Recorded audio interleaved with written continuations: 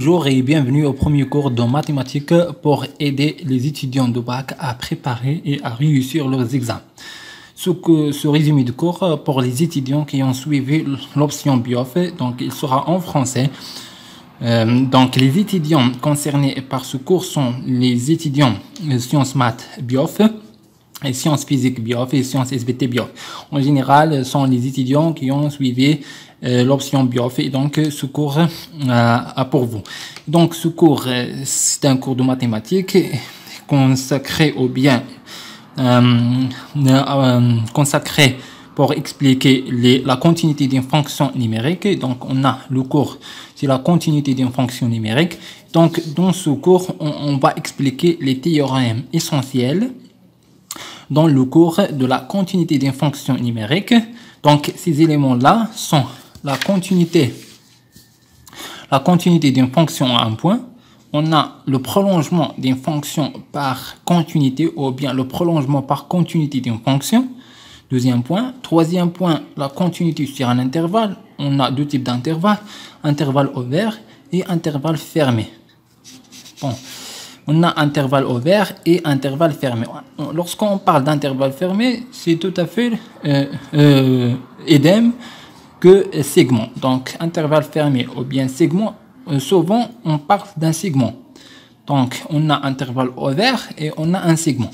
Donc, le quatrième point, c'est l'image d'un intervalle par une fonction continue. Et le cinquième, c'est la continuité d'une fonction composée.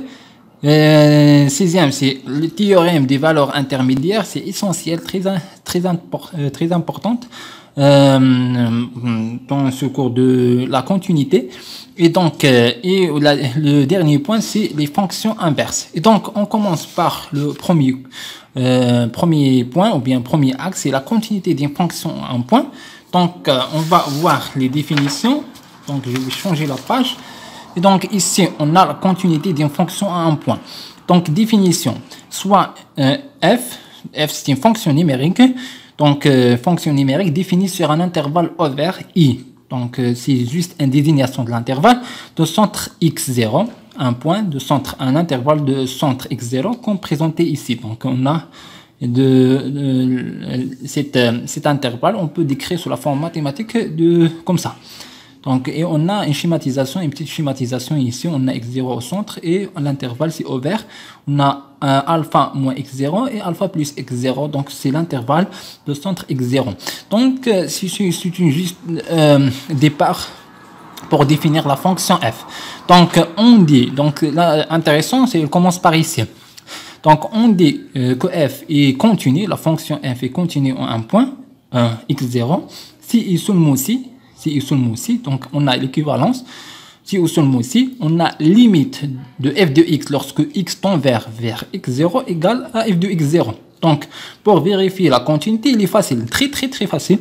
Donc, on doit juste calculer la limite de f de x dans le point demandé. Donc, dans ce cas, on a x0, c'est-à-dire la limite de f de x lorsque x tend vers x0. Et le résultat obtenu, on doit comparer, ou bien on doit la comparer avec la valeur fx0. Donc, si la valeur est égale, on a la continue. On a f et continue en x0. Si elle est différente, on a que f n'est pas continue en x0. Donc, c'est facile. On commence par calculer la limite. On compare le résultat de la limite avec la valeur de f de x0 et on fait la conclusion. Soit est égal, dans ce cas on a la continuité, donc f il est continu, soit il n'est pas égal, soit il est différent, et donc dans ce cas on a f il n'est pas continu en ce point là. Donc deuxièmement, on parle de la continuité à gauche et à la droite d'un point.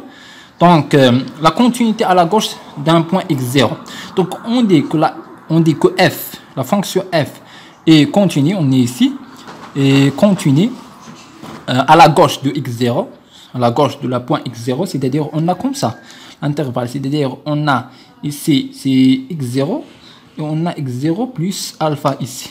L'intervalle c'est comme ça, c'est à la gauche de x0, c'est la gauche de x0, d'accord. Et donc Je vais vérifier ça, juste ça. On a x0 ici, donc ici, on commence par ici. Et donc, dans ce cas, on a... oui, donc on a comme ça. On approche comme ça, on approche comme ça. D'accord, donc on dit que f est continu à la gauche de x0. À la gauche de x0, si et seulement si, donc l'équivalence ici, si et seulement si, la limite de f de x lorsque x tend vers x0 moins, ici il indique x0 moins pour indiquer à la gauche, et cette limite là, elle doit être égale, on doit comparer avec f de x0, on doit vérifier est-ce qu'il est égal ou non. Si il est égal, on a la continuité à la gauche de x0. S'il est différente, alors c'est simple, on n'a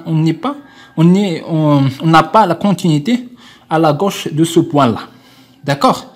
Donc c'est simple, donc il suffit de juste calculer la limite et comparer le résultat obtenu par le limite ou bien le résultat de limite avec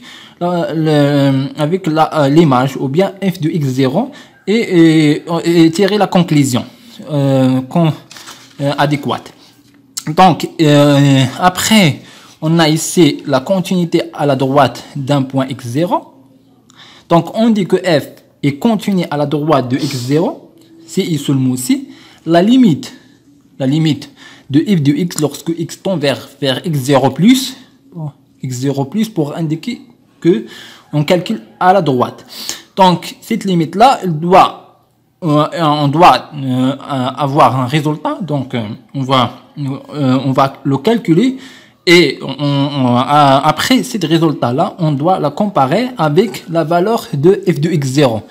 Et après, de la même façon, on doit tirer la conclusion. Donc, soit on a les deux résultats, c'est-à-dire la limite obtenue est égale à f de x0. Et donc, dans ce cas-là, on a f est continu à la droite de x0. Et s'il est égal, ou bien elle est différente, c'est-à-dire la limite de f de x0 est différente à f de x0. Et donc, dans ce cas-là, on a que la fonction f n'est pas continue à la droite d'un point x0. D'accord? Donc, après ça, donc, on a un théorème qui vient juste après.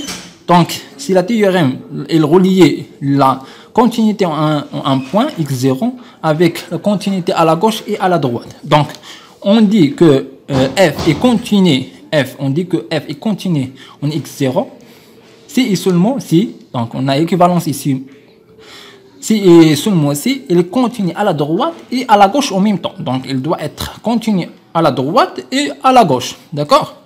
Donc, on a une équivalence de la façon mathématique suivante. On a c'est la description mathématique. F est continu en x0 pour savoir que x il est continu en x0. Donc, c'est-à-dire ça, que la limite de f de x lorsque x tend vers x0 égale à f de x0. Donc, on peut vérifier ça. On peut vérifier, calculer la limite à la droite de x0. D'accord? Et la limite à la gauche de x0. Donc, et ces deux limites doivent être égales. D'accord? Doit être égal, c'est-à-dire que la valeur tirée ici, c'est-à-dire on dit par exemple a, que la limite de f de x ici c'est a, alors la limite de f de x lorsque x tend vers x moins, c'est-à-dire à la gauche de f de x, doit être aussi a. D'accord? Dans ce cas-là, on a f et continue, donc la conclusion, lorsqu'on calcule ça, on tire la conclusion que f est continu en x0. D'accord? Donc, il y a deux choses ici.